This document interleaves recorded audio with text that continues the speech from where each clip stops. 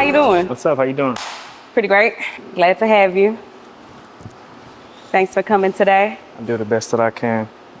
Hello guys, my name is Tanea Brandon. I am a therapist in Florida and I'm also a barber. Today, I have the pleasure of speaking with Mo. I'm gonna allow him to do his own introduction today. Who better to do it than you? What's up, y'all? My name is Mo Wells. I am a professional sports performance therapist and manual therapist here in Dallas, Texas, or Frisco, Texas, coming by way of Louisiana, Shreveport, Louisiana, and also hospitality and restaurateur and entrepreneur as well. All right, so if you had to tell me about your childhood, if you had to describe your childhood, Okay. did it start with mom and dad? Was it a single parent household? So if I had to describe my childhood in Shreveport, Louisiana, I came from a single parent household. Like most people in Shreveport, Louisiana, it was me and my mom and my grandmother. So that's pretty much how I raised. My mom was married and divorced, but not by my biological father. My biological father was never in my life. So it was just me and good old Shreveport. And I do have a really good family though, outside of my mom and my grandmother. So they held me close as I went through my phases of childhood. What do you mean about the phases? Phases. So I figured myself to be pretty successful now, but I was pretty bad growing up. I was always that bad kid in school that just had really good grades. Okay. So product of my environment, just from where I was raised in Shreveport, growing up and out of that. So Care to share what some of those things look like? with some of the right people and a lot of the wrong people growing up. Sports really saved me from being in bad stuff within my neighborhoods, fighting and being in situations I probably shouldn't have been in. But then I got into athletics at a very young age, and fortunately I got really good at it, and that shaped my life today. What sport did you play? Played a lot of sports. So I started off in baseball, then I went to football. I played soccer and basketball as well, got into tennis, and then the sport that I went to college for, track and field. I started running track in high school. What do you do now? So right now I'm the director of Pro and Elite Sports at this place called Baylor Scott & White and Elite Performance. It's in Frisco, Texas. So I work with some of the top professional athletes in the world, just about every sport you can think of, from the NFL to professional pickleball. And then I'm the part owner of a hospitality group with 3 restaurants that sit under it currently, as well as some ventures into tech and sports marketing and concierge. How did running track and playing sports contribute to what you do today? When I first left Shreveport, I went to McNeese State University. Then I transferred to LSU. So I think that sports just instilled a lot of work ethic, you know, and me having to be, I wasn't always the most gifted athlete. So I had to have a certain level of work ethic and attention to detail. So everything that I did in track and the rest of my sports, I just took into my professional career. Okay. Do you often notice how those things are showing up for you? That discipline is showing up for you in your day-to-day? Yeah, absolutely. Absolutely. Give me an example of what that may look like. I think, so discipline in my day-to-day means that, you know, a good friend of mine always say, you don't quit when you're tired, quit when the job's done. So a lot of sleepless and restless days just to try to get to my end goals. And I've never really set an end goal. I just try to check my boxes, and that being, you know, mental, spiritual, financial, family-wise boxes that's at the highest level. How do you check those boxes? What does that look like? Success. Make a lot of money, spend a lot of time with your family, get your accolades, stay grounded. To me, now I don't mean I go to church every Sunday, but I try to be as religious and spiritual as possible. And that just makes a holistic human being to me. And that's been able to, and without being disciplined, and of course nobody's perfect, so we all fall short a little bit when it comes to discipline. But you know, when you do those things as holistically, it normally has a good outcome. I think the people that I've seen in my arena and many other arenas that lack that discipline, they never get to where they're going. Okay. Or where they want to be, per se. Do you feel like that in terms of your mental health that you check in with yourself often? Every day. What does that look like? You just gotta talk to yourself. I mean, you gotta talk back and say you're crazy. I say you talk to yourself as long as you don't talk back and you're not crazy. So. Can you not talk back? Why you can't talk back to yourself? You know, you just don't see me walking up the street and I'm just talking and then talking out loud and talking back. It's like having a conversation with myself. But I think a lot of self-affirmations, being organized is the way that I self-talk too. So if I'm talking to myself, normally like today when I get home, I'll sit on my computer and on my planner and finish mapping out my month and my to-do list. Planning. Yeah, as of this week.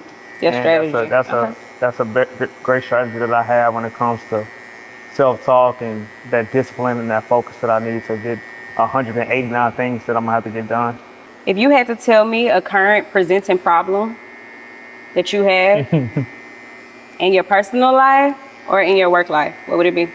My work life, I would say one side of the entity that I work for is not a startup. The other side is a startup. So anybody that knows about startups knows about the woes. I don't have to go into super detail about startups that comes with it. When it comes to people with different goals, your board member, your CEO, the goals of your coworkers, the goals with yourself, overarching revenue goals for the company, those type of things. So day-to-day stuff that comes with being in a business or any new business. And I would say my hospitality stuff, it's not really true issues, it's just the process. It's the process of making those businesses successful. So anybody like yourself that started a business, those hoops and hurdles that you got to jump through to get to the top, or even get off the ground for real. So that's just day-to-day stuff that we'll go through right now. So I don't consider many things to be problems to me. I think most of that stuff when we talk about mental stability, mental reverence, I think that pretty much anything can be solved. Okay. Did you feel like that you had that same style of navigating through problems in your childhood? Absolutely. What that look like? I feel like I was blessed and fortunate. So my grandmother instilled a lot of things in me, and it really just came from hard work. I never saw too much of anything as a problem. I'll be joking myself sometimes and say I'm on the spectrum, but I don't see many things as a problem that can be solved. So I've always been solution oriented from elementary school, middle school to high school. I always planned out very, very, very far ahead of time, from a very young age, whether it be the clothes I was going to wear to school that week or college planning. Whatever the case may be, I was always organized, having OCD. That just showed up for me as an adult in more ways that I could have even fathomed growing up.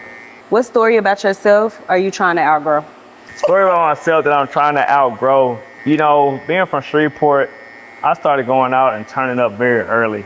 So I think in Shreveport only being a couple hours from here, it's not something I'm necessarily trying to outgrow. I think I got a stigma, like I go out and have fun with the best of them and kind of turn up a lot too. So like work hard, play hard. And I don't really want to be known for the play hard part. I'd rather be known, not like a mystery man, so to speak, but I want to be a little bit more mysterious as far as you gonna know where I'm at and what I'm doing after the fact. Once I've left, once I'm done, I don't want to be like front and center or need to be seen out the gate or announcing my plans and stuff like that. I just want to be like more free, more mindful, more free. That comes with maturity as I've been maturing through my 20s and now getting into my 30s, just dealing away with any immaturity that I have left.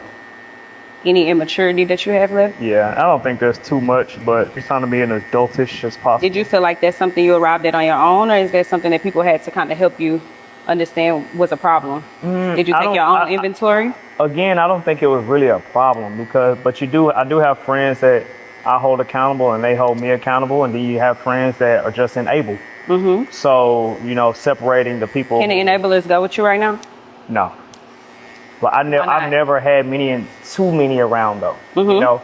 So I think there's a difference between like associates and friends. I think a lot of this stuff is environmental. Of course, if you're outside clubbing and having fun and your associates are outside that club and have fun, they're going to enable you to keep having fun. Yeah. You know what I'm saying? But your friends that are with you behind closed doors, they'll hold you accountable or push you or have those deep conversations. Yeah, to tell you. Those are your actual friends. My actual friends are on the same type of alignment that I'm on. So we don't have many enabling traits. Or what do you feel like was the turning point for you regarding not wanting to go out and kind of like realizing like, okay, like I need to be more exclusive of a person.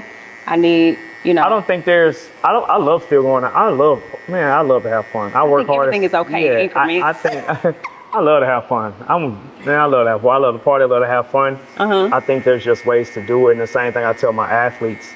And you can do anything, it's just ways to do it. Yeah. You know what I'm saying? So, the exclusivity, how you go about getting around, who sees you doing X, Y, and Z, what cameras, it's just ways to do stuff. I just try to be mindful of that as I grow. Just trying to be a smart mover. I feel like I haven't hit my peak yet as far as success or as far as being an entrepreneur or even in my day job, as I like to call it. I don't feel like I hit my peak. So as I hit those peaks, I always say, But will there ever be a peak? No. Okay. So exactly. So you got to just keep, as you grow and grow and grow, you just got to be mindful of what you do and what you say and who you're around and what you post, which I always have been. You know, Eric Thomas once said, don't let your talent take you somewhere that your character can't keep you. So just trying to have good character in just about everything that I do. Still be myself though. Like I'm not trying to fake it, just trying to be authentically in order when it comes to everything that I'm doing so that I don't get railroaded later on down the road. I think you mapping out more than 6 months at a time. You mapping out the years. 100%. Yeah. I think that's beneficial overall. If you could tell me one thing, right, like from based off of childhood, would you have expected yourself to be where you are today? I would expect myself to be close, but not this successful. Like for instance, there was an epiphany moment growing up. I would think I was in college when I even figured out that you could have 2 cars. Like that was the thing. You know what I'm saying? Like how you get there? Tell me about that. It was just like you get used to like growing up for us in Shreveport. Like I tell my friends all the time, like no matter what, growing up in Shreveport, if somebody taught you financial literacy, they didn't teach you how to manage 6 figures or 7 figures or 8 figures. They taught you how to manage 20K or 30K or 40K a year. Because they hadn't experienced they had never seen that. They so don't now know. you're touching something that they ain't never touched before. So we struggling to have 1 car and folks out here with 3, 4, 5 in a garage. It's just like, you know, I think I always knew I would be successful, but the levels of that success just multiplied throughout the years. Do you feel like it scared you at some point? Never, heavens no. No, absolutely not. I think a lot of times fear is mental and psychological. I don't let much. I agree. I don't think much scares me, and especially not success. And if it did, scare me some more. Scare me some more. Please. No, I feel that. Okay. I think it's more so what you do with it. You know, I see a lot of people that get success and they don't know how to handle it. You know, I think when you know how to handle it, it furthermore multiplies. So if you don't know how to handle that shit, then you're gonna be in a bad spot. You get arrogant, out of whack, you get misguided, you get egotistical or narcissistic. Yeah. I've always been confident, overly confident. Just a lot of those things never touched my brain frame. So, you know, just trying to stay steadfast in that too. What helps you recharge when life gets overwhelming? That's a good question. So what helps me recharge when life gets overwhelming? I try not to be a robot. However, I don't feel like I get overwhelmed. People may overwhelm me because I'm like the most introverted extrovert that I know. Life itself doesn't overwhelm me. If I could be completely honest. What was the last thing that could have potentially overwhelmed you, but you strategized and you utilized your planning? I got hacked while I was in Mexico. Okay. That overwhelmed me. Okay.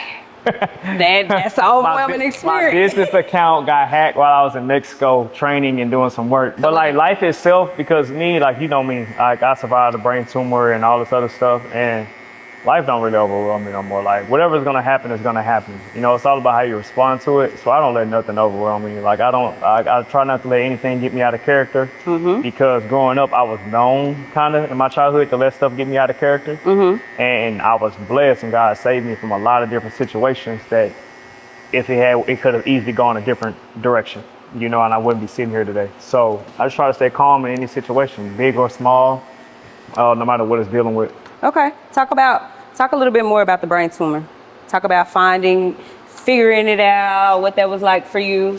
Yeah, so to make a long story short and not a short story long, I had a brain tumor for 15 years. I didn't know about it. It started showing up while I was running track in college. It was always like stomach virus-like symptoms though. So if you have stomach virus-like symptoms all the time and bad migraines, go get that shit checked out. Go get that checked out. Okay. One day I was running track my senior year. I also had just started my first internship with LSU football strength conditioning. So I'm in the strength conditioning capacity. One day I woke up, my teeth were hurting. My head was hurting so bad that my teeth were hurting. I was throwing up so bad that there was nothing left but vial. Called everybody, nobody answered the phone, so I drove myself to the ER. They thought I was just dehydrated and of course had a stomach bug, so they started giving me an IV. I was about to have a stroke in real life. They didn't recognize it. Luckily, thankfully, and I always thank LSU for this, is that a doctor that was there recognized me from running track at LSU. Before they discharged me, he was like, man, let's get a CAT scan on you to be sure that there's nothing crazy going on. And indeed, there was some crazy shit going on. So they found it. It was a huge mass right up against my cranial nerve. I was in the hospital 6 days before they did the resection. I was in the hospital only 2 days after that. Something that has killed people and debilitated people. I walked out of there pretty much unscathed comparatively. I was already a grateful person and an optimistic person before that. And sometimes too optimistic, and especially after that, you know, I felt like, now I'm here, life is good, not too much can throw me off. Okay. Do you feel like that situation brought you closer to Christ? Yeah, I was already close. Of course, that brought me even closer to my faith. You know, and it helped me to push even more to support other people in the different type of things that they're going to, either with that same situation or similar situations near. No matter how successful that I've gotten, I've tried to not get out of touch. And it's easy to do. Like, it's very easy to do. Like, when you start making money and seeing success and getting a little bit of power, it's very easy to get out of touch with what life looks like for 90% of the people in the world. How do you check yourself with that? Again, I talk to myself, I don't talk back. But what does that sound like? So, like, let's say, for instance, I have a first world problem. Okay. I'll tell myself to shut the fuck up. Like, I'll tell, like, bro, chill out, bro. Like, you tripping. Like, yeah, you filling up $160 in this truck, but you're driving a brand new truck. You know what I'm saying? Like, certain stuff that just makes you sound kind of egotistical, or, you know, first world problems that pop up, and, you know, they still might be issues. Resources to take care of it, handle all the it. resources So it's like, to take care of it and handle it. So don't do that. I try not to skip by people. If I can't help without, you know, draining myself, I will help. For instance, I was in Chicago yesterday. Every little kid I was selling something or doing something I tried to give to, and now I did cut it off when I got tired of it. But, you know, I try to give back and do as much as possible, because, man, life is hard, man. Especially in this day and age, life is really fucking hard. And I think if I wasn't from where I'm from, one, I probably wouldn't be here today. But then two, why do you feel like you wouldn't be here today? I don't know, man. I feel like if I came up from a two-parent two-parent background household, and I had everything afforded to me, I don't think I would have had the same hunger. And I may have, but I just don't think I would have. We do a lot of things where I'm from out of survival. And I just had a better plan. Like, in that survival, I just had a plan with that survival. So survival gave you success? 100%. Okay. I'm not mad. What's your why? Tell me what your why is. You had to tell me today, I got to keep moving, I got to keep going, I got to keep pushing. This is my why. Every time I look back at this moment, which, granted, a part of it could be the brain tumor. Yeah. Right? I think it's a little deeper than that. I think a layer past that, because brain tumor, that's medical, and that just only has to do with me. So if I'm talking about my why, I'm my first to my family and my bloodline to do it. Yeah. You know, to have this level of success. I feel like I owe it to those who have come before me to keep pushing that legacy forward. Okay. And I owe it to myself to see how high I can take it. Yeah. You know, there are so many millionaires and billionaires and people with this type of success on earth, and it's like, okay, why can't we have a piece of it? Why do I have to stop? You know, why does this have to be the cutoff for me when it comes to success? Why can't we go and get more? Because I believe in the higher I go, the higher the people that are around me can go too. Just being selfless. That's how you distinguish a boss. When the other people around you, you can elevate them. Everybody goes. Everybody eats, dude. Everybody eats, and that truly matters to me. All right, guys. What we call right now is our coffee break, which is much needed. We'll be right back after our coffee break. Cheers. Cheers. Coffee break. So, I want to get a little funky with it. Not too much, but if you had a theme song today, what would it be? Boosie, Superfly. Let us hear it. Rap it. They're cussing on here. Let's say, what is the song? What's the song about though? Put it in the. Plug it in. It's just him being confident about how he feel, how he looks. Okay. What he got going on. And that's how I feel. Okay. Feel like you was always confident? Yes, 100%. Even when I had no reason to be, I still was. What would be the no reason to be confident? When you just coming out, you're a kid, you ain't really accomplished too much. You just feel like you the shit. If your mom could describe you today, what would you assume that she would? What word would you think that she would use to describe you? Ambitious, hard-headed, successful. Okay. Me being hard-headed also played a part into, because you always hear that cliche saying is, every successful person has a bit of delusion. That's me for sure. On a scale of delusion, I'm a 12. I try not to say it out loud. I try not to sound, and I still get the tag anyway of the arrogance, but I try to like just be really even. why you say you get the tag of it? I think people fear confidence, even if it's quiet. So people Agree with fear, that. like you walk into a room and you fill up a room just with your presence. People like to create a narrative, even if you haven't said 2 words to them. When did you learn to start coping, navigating that? Like, how did you? I'm on year 13 of my profession, 13 years ago. Was it difficult for you in the beginning though? Yeah. What was the part where you was like, you know what? I gotta quiet out the background noise. The background noise can't affect me because it's getting in my way. I think the background noise that you drown out is the people telling you what you can't do. That's what happens early on. And then after that stage, it comes people telling you you aren't who you think you are. Oh, no. And then it comes to a phase of just envy or jealousy or assumptions.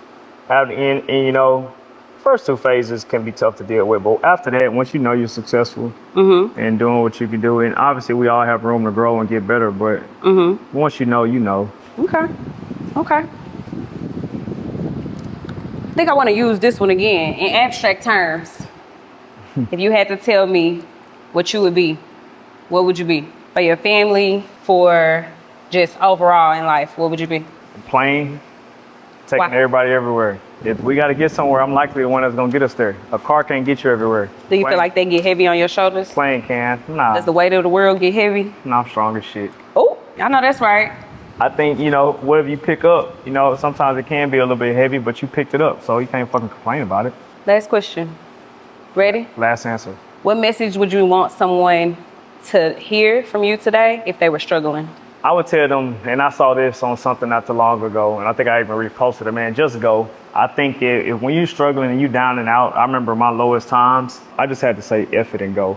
You know, and whatever that goal means to you, just do it, because you don't really have nothing to lose. So if you ain't got no money, you don't have a job, you don't have nobody that believes in you, just go. Like, jump off the porch, go try something, go do something, move to somewhere. When I left Louisiana for the first time, I moved to New York City by myself to chase this job, and it's just go, man. You ain't got shit to lose. Worst thing that can happen is that you win or start over, but you already was at 0, so who gives a fuck? Just go. Just go. Just go. Just do it. Shout out to the swoosh. Shout out to Sly U. Shout out to Velour. Shout out to Velour. Shout out to what's the Wings by the pound. Wings by the pound. Shout out to Cashmere. Well, I really appreciate you for coming in today. Absolutely. I'm gonna finish your lineup and be good to go. Send me on my way. This fucking movie. That's a haircut. Thank you all for watching today's episode. We appreciate Mo for coming in today. Till next time. See y'all later. Love.